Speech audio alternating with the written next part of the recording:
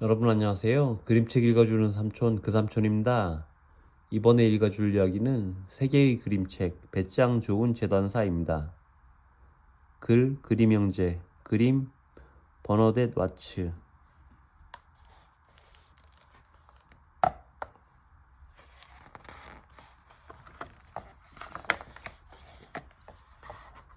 배짱 좋은 재단사 글 그림 형제 그림 버너댓 와츠 번역 송순섭.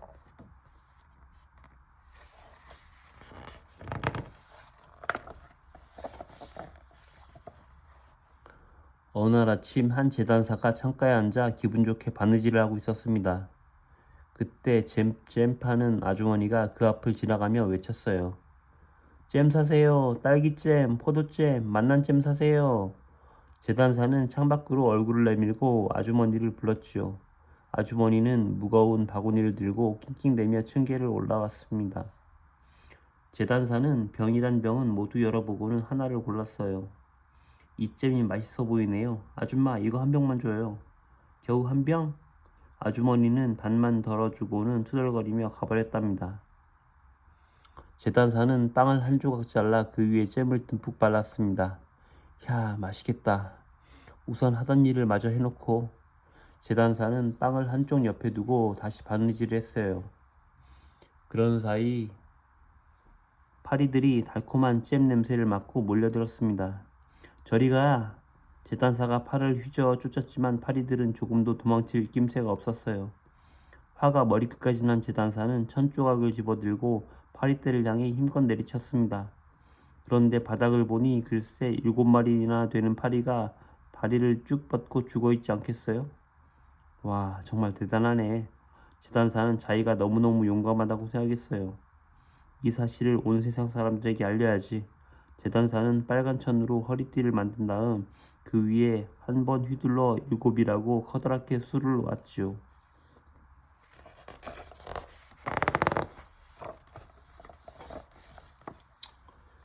재단사는 있는 대로 들떠서 가슴이 쿵쿵 뛰었습니다.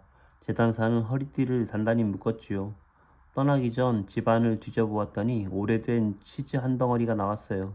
재단사는 치즈를 주머니에 넣고 집을 나섰습니다. 집 앞에 두었던 화분에는 새 한 마리가 걸려 파닥거리고 있었어요. 그것도 다른 주머니에 넣었지요. 채비를 끝낸 재단사는 씩씩하게 길을 떠났습니다. 산 꼭대기에는 엄청나게 큰 거인이 앉아서 쉬고 있었어요. 재단사는 반갑게 다가가 말을 걸었지요.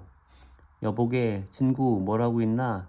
난 저 넓은 세상으로 나가는 길인데 같이 모험을 해보지 않겠나? 거인은 재단사를 내려다보며 소리쳤어요. 이 꼬맹아, 귀찮게 하지 말고 썩 꺼져.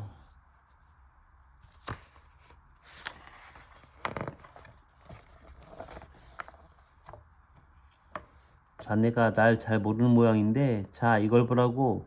재단사는 허리띠를 거인에게 보여주었습니다. 거인은 한 번 휘둘러 7이라고 적힌 허리띠를 보고 그게 재단사가 때려잡은 사람의 수라고 생각했어요. 그제서야 조그만 재단사를 다시 보았지요. 거인은 재단사를 시험해 보려고 돌멩이 하나를 집어들었습니다. 거인이 꽉 쥐니까 돌에서 물방울이 하나 떨어졌어요. 힘 있으면 어디 따라해 보시지. 거인이 말했어요. 에게, 겨우 그거? 그런 건 식은 죽 먹기지. 재단사는 이렇게 말하더니 주머니에서 물렁물렁한 치즈를 꺼냈어요. 치즈를 꽉 짜니까 즙이 줄줄 흘러내렸답니다. 어때? 봤지? 거인은 할 말을 잃었어요. 거인이 이번에는 돌멩이 하나를 집어들더니 눈에 보이지 않을 만큼 높이 던졌습니다. 자, 이건 도저히 못 따라할걸? 돌멩이는 한참이 지난 후에야 땅에 떨어졌습니다. 잘 던지는군. 하지만 잘 봐. 내가 던진 돌멩이는 영원히 떨어지지 않는다고.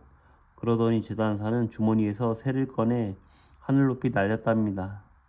날아간 새는 물론 다시 돌아오지 않았어요. 내 솜씨 어떤가 친구? 재단사가 으스대며 말했습니다.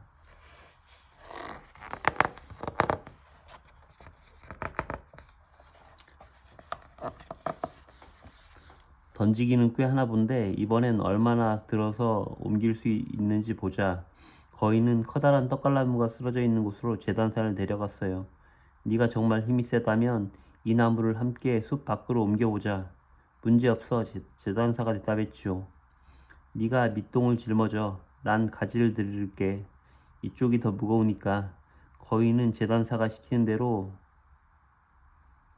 나무 밑동을 어깨에 짊어졌습니다. 재단사는 살그머니 가지 위에 올라앉았어요. 뒤를 돌아볼 수 없는 거인은 무거운 나무랑 그 위에 앉아있는 재단사까지 같이 짊어지게 된 거죠. 재단사는 너무너무 재미있었어요. 마침내 거인이 멈춰섰어요.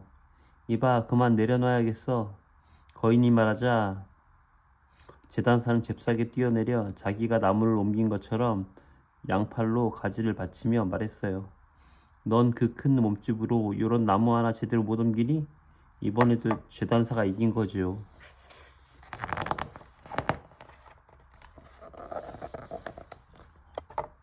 거인은 재단사를 자기가 살고 있는 동굴로 데려갔어요.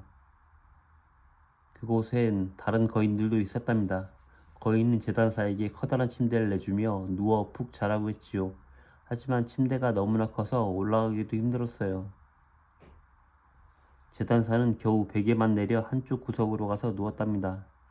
그런데 한밤중이 되자 거인이 살짝 일어나더니 큼직한 쇠몽둥이로 단번에 침대를 내리치는 게 아니겠어요?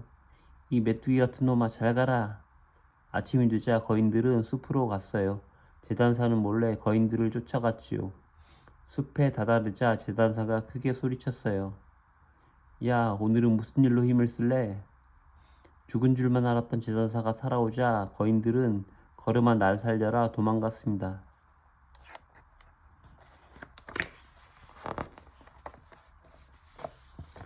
재단사는 어느 왕국에 오게 되었어요. 너무 피곤해서 풀밭에 누워 잠이 들었죠. 사람들은 낯선 재단사를 이리저리 살펴보다 허리띠에 한 번 휘둘러 7이라고 적혀 있는 걸 보았습니다. 누구지? 한 번 휘둘러 7이라고? 이 사람은 아주 힘센 장군이 틀림없어. 그 이야기는 왕에게까지 전해졌답니다. 왕은 재단사에게 신하를 보냈어요. 신하는 왕이 재단사를 장군으로 쓰고 싶어 한다는 말을 전했습니다. 내가 이곳에 온 게 바로 그 때문이요. 나는 왕을 위해 싸울 준비가 되어 있소. 재단사가 대답했어요. 하지만 왕의 병사들은 재단사를 좋아하지 않았답니다. 만약 우리가 복종하지 않으면 어떻게 되지? 한 방에 7씩 나가 떨어질 거 아니야? 두려워진 병사들은 나쁜 소문을 퍼뜨렸어요. 재단사가 왕을 몰아내고 새 왕이 되려고 한다는군. 그럴 수도 있지. 한 번 휘둘러 7인데.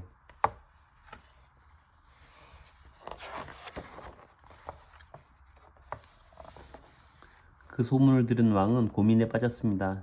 한참을 생각한 끝에 좋은 방법을 하나 생각해냈지요. 왕은 재단사에게 숲에 사는 못된 2 거인을 무찌르면 하나밖에 없는 공주와 나라의 반을 주겠다고 했답니다. 와, 하늘이 준 기회다. 재단사는 생각했어요. 좋아요. 그깟 거인쯤은 나 혼자서도 무찌를 수 있어요. 한 번 휘둘러 7인데 겨우 들 쯤이야. 재단사는 길을 떠났어요. 100명의 병사가 뒤를 따랐습니다. 숲에 다다르자 재단사가 병사들에게 말했어요. 여기서 기다려라. 나 혼자 거인들을 해치울 테니. 거인들은 나무 아래 누워 드르렁드르렁 코를 골며 자고 있었습니다.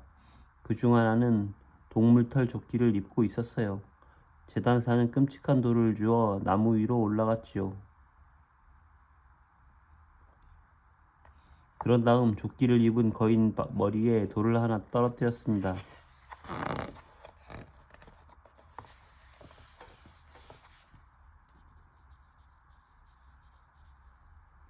조끼를 입은 거인이 잠에서 깨어나 옆에 있던 거인을 흔들어 깨웠어요. 왜 때려? 너 꿈꿨니? 난 아무 짓도 안 했어. 다른 거인이 말했습니다. 거인들이 다시 눕자 재단사는 이번에 다른 거인 머리에다 돌을 던졌어요. 왜 이래? 왜 돌을 던지고 난리야? 돌이라니? 조끼를 입은 거인이 소리를 질렀어요. 거인들은 한참을 티격태격하다가 다시 자려고 눈을 감았습니다. 재단사는 가장 큰 돌을 골라 있는 힘껏 조끼를 입은 거인에게 던졌어요. 더 이상은 못 참아. 조끼를 입은 거인은 고함을 지르며 벌떡 일어나 다른 거인을 마구 쥐어박았어요. 2 거인은 화가 머리끝까지 치밀어 나무를 뽑아 서로 때리기 시작했습니다. 한참을 치고받고 싸우던 거인들은 마침내 쓰러져 죽고 말았어요. 제단사는 나무에서 내려와 병사들이 있는 곳으로 갔습니다. 둘 다 해치웠어. 좀 힘들긴 했지. 나무를 뽑아서 대들더라고. 하지만 한 번 휘둘러 7한테 그쯤은 문제도 아니지. 병사들은 믿을 수가 없었어요. 그래서 직접 눈으로 확인하려고 숲속으로 들어갔지요. 제단사는 왕에게 약속한 상을 달라고 했습니다. 하지만 약속한 걸 후회하고 있던 왕은 이렇게 말했어요. 그 전에 한 가지 일이 더 있다네. 숲속에 사는 뿔 달린 말이 요즘 마을로 내려와 사람들에게 해를 많이 끼치고 있거든. 먼저 그 말을 잡아와야 해. 말 하나쯤이야. 어린애 장난이죠. 난 한 번 휘두르면 적어도 7은 잡잖아요. 제단사는 밧줄 하나와 도끼를 들고 숲으로 갔습니다. 뿔 달린 말은 제단사를 보고는 달려왔어요.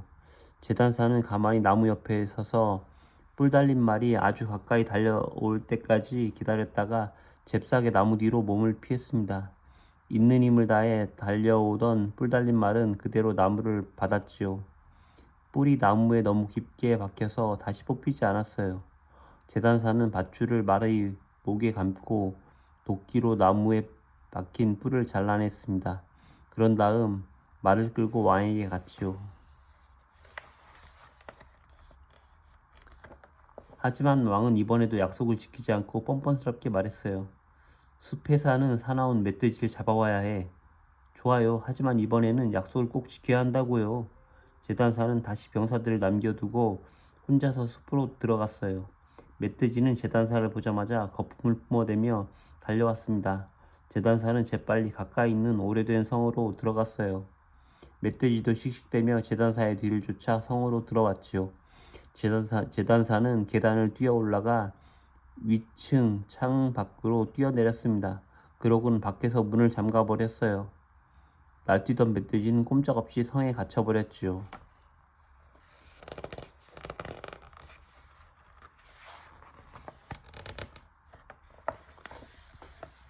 이제 왕은 약속을 지킬 수밖에 없었어요. 하나뿐인 딸과 나라의 반을 제단사에게 넘겨줘야 했지요. 결혼식은 아주 성대했어요. 이렇게 해서 배짱 좋은 제단사는 왕이 되었답니다.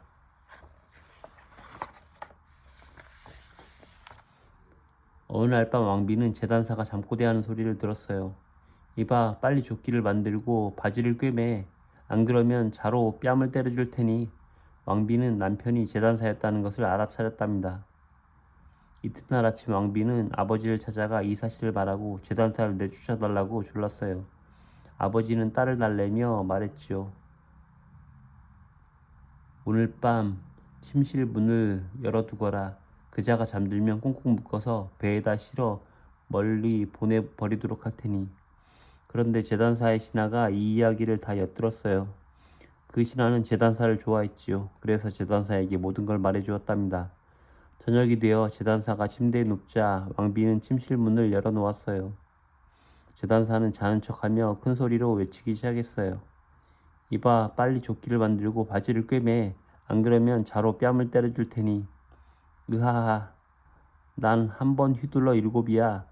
거인 2을 죽이고 뿔 달린 말과 멧돼지를 사로잡았다고 내가 겨우 바깥에 서 있는 놈들 두려워하겠냐? 우습다 하하. 바깥에 서 있던 병사들은 기겁을 하고는 허둥지둥 달아나 버렸어요. 그 다음부터는 아무도 제단사에게 대들지 못했답니다. 용감하고 배짱 좋은 제단사는 백성들을 사랑하며 오래오래 나라를 잘 다스렸대요.